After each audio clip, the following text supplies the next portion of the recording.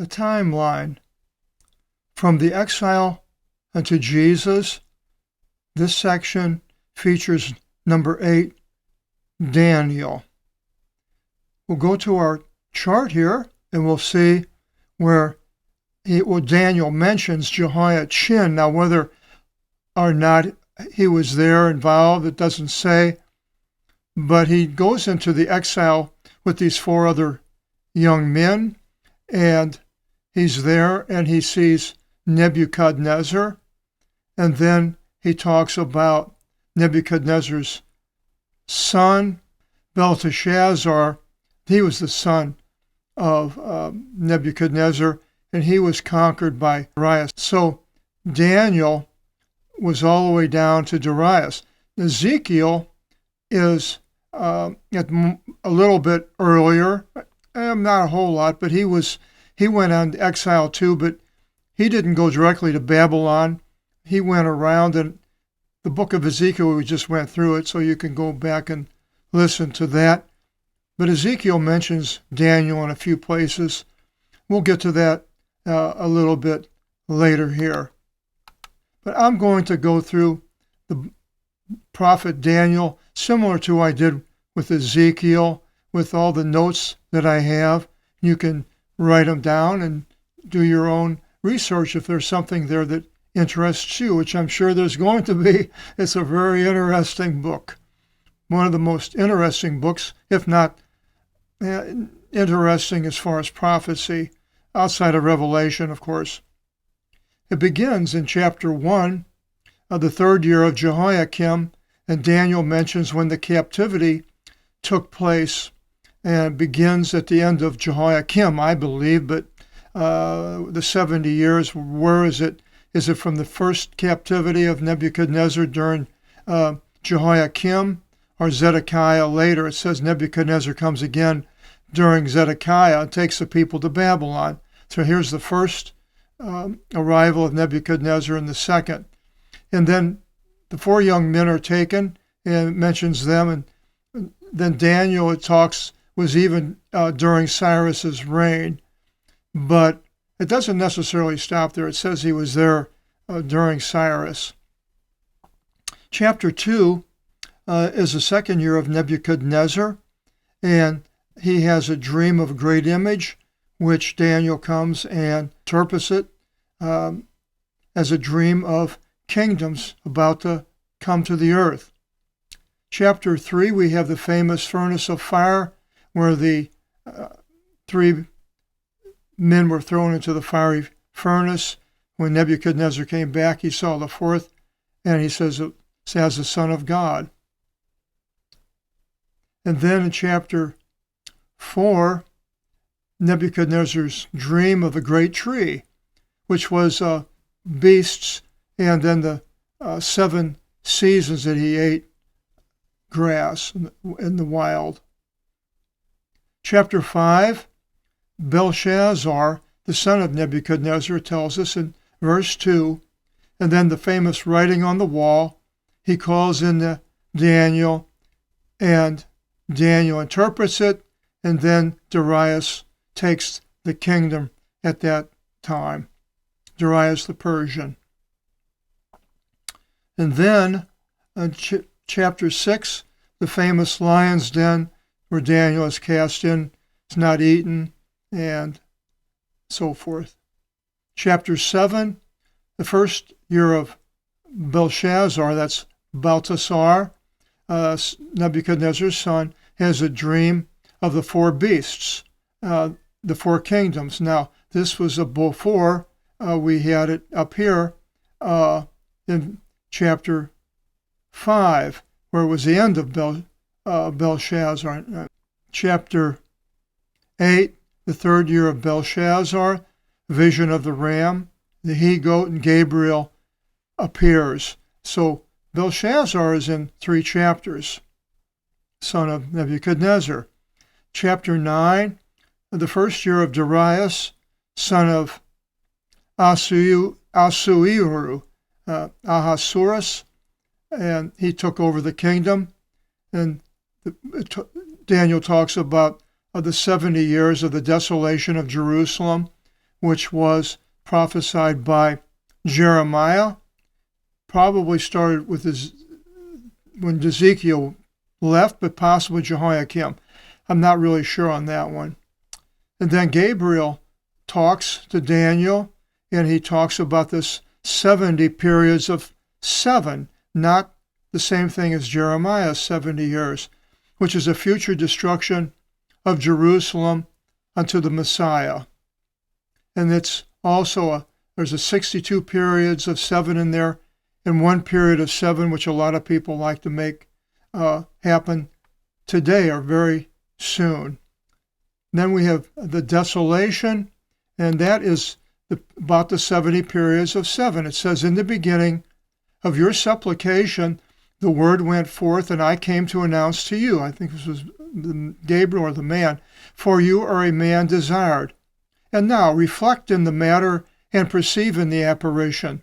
70 periods of 7 were rendered concise upon your people and upon the holy city to finish off sin. I believe this is going to be in far, far future, possibly after Gog and Magog. And to set a seal upon sin, and to wipe out the lawless deeds, and to atone for iniquities, and to bring eternal righteousness, and to set a seal upon vision and prophecy, and to anoint the Holy of Holies. And you shall know and perceive from the delivery of the word to respond and to rebuild Jerusalem until the anointed one, leading 7 periods of 7 and 62 periods of 7, which I believe would be Christ as the anointed one appears again in the future. And again, the square in the wall shall be built in straits of times. And after the 62 periods of 7, the anointing shall be utterly destroyed and judged. Now, books have been written about this, as this is what Jesus is crucified, and then the 7 years of the tribulation. It says, and judgment is not in him, and the city and the holy place he shall corrupt with the one taking the lead, the one coming, and they shall be cut off as in a flood, and he shall order in extinctions until the end of the war being terminated. Now, he shall strengthen covenant with many for 1 period of 7. So now it's jumping to I believe, the devil, and in the half of the period of 7 shall be lifted away sacrifice and libation offering, and upon the temple an abomination of desolations will be, and until the completion of time, completion shall be given unto the desolation. So the completion of time leads me to think that this is all going to be in the far future, hasn't happened yet. So then in chapter 10 it continues, the 3rd year of Cyrus, a man appears to Daniel clothed with white linen, girded in gold, a body of Tharsis stone, face as lightning, eyes as lamps of fire, arms and legs of brass. And who could that be? Jesus, I think. And then it talks about Michael. This man talks about Michael and Persia, which is Iran today. And then in verse 16 it says, and behold, as a likeness of Son of Man touched my lips. So there, I believe that's Jesus. Then we go into what I consider the most difficult chapter of the Bible if you're trying to make it fit past history. Very, very difficult. This is talked about in the 1st year of Cyrus. Not that it happened then, but this is what Daniel has received. And it's about Persia and Greece. So part of it, yes, is Persia, but then it goes into the end time. And here we have in 1135, and of the ones perceiving, they shall weaken to purify them by fire, and to choose and to be uncovered until the time of the end. For it is still for a time. And he shall do according to his will. Now this he is, who is he? Could be the man of sin. And the king shall be exalted and magnified over every god and over the God of gods, and shall speak pompous words, and shall prosper until of which the wrath should be completed. For until completion it is coming to pass. And unto all gods of his fathers he will not take notice, nor the desire of women. And concerning every god he will not take notice, for above all he will be magnified.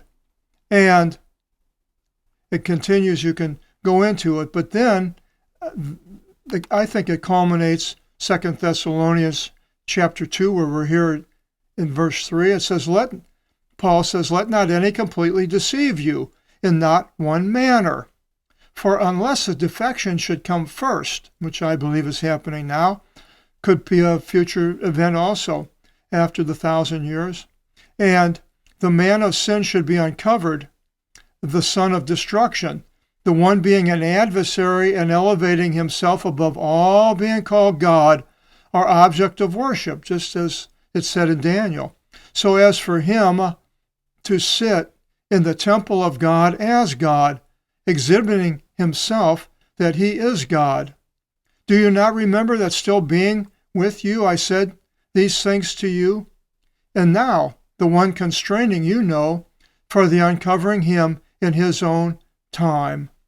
For the mystery of lawlessness already operates, only there is the one constraining just now, until he should be from out of the midst.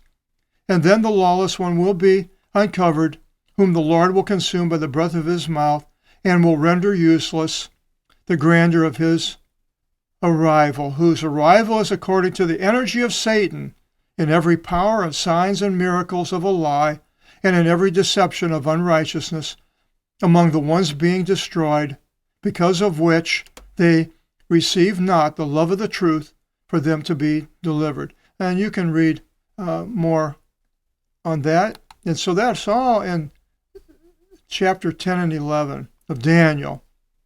And then it talks about a time of affliction in Daniel 12, and Michael, the ruler.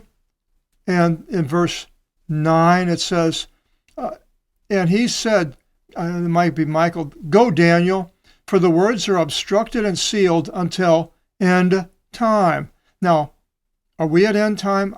I don't think so. I think the end time is thousands. After the 1,000 years, Satan will be released, and then, but it's hard to say. Might be we're in the end time right now.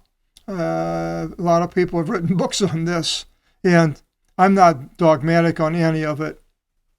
And then that was the end, the last chapter of Daniel. And then other mentions of Daniel are in Ezekiel 14 and 20, where Ezekiel mentions Noah, Daniel, and Job. And in Ezekiel 28:3, he says, are you, and he's talking to the ruler of Tyre, wiser than Daniel? Or did not wise ones correct you with their higher knowledge? And then in the New Testament, Jesus mentions Daniel. It says in 24:15 of Matthew, whenever you should behold the abomination of desolation, the thing having been spoken through Daniel the prophet, standing in a holy place, and you can go there and read about it. But in Mark 13:14, instead of standing in a holy place, he has standing where it must not. So Daniel is number 8 in the timeline.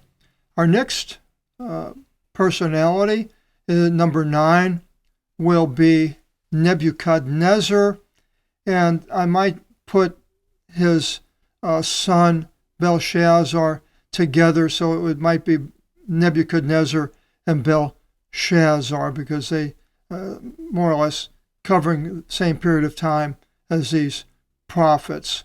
So, hope you'll join us in the next video. Till then, God bless.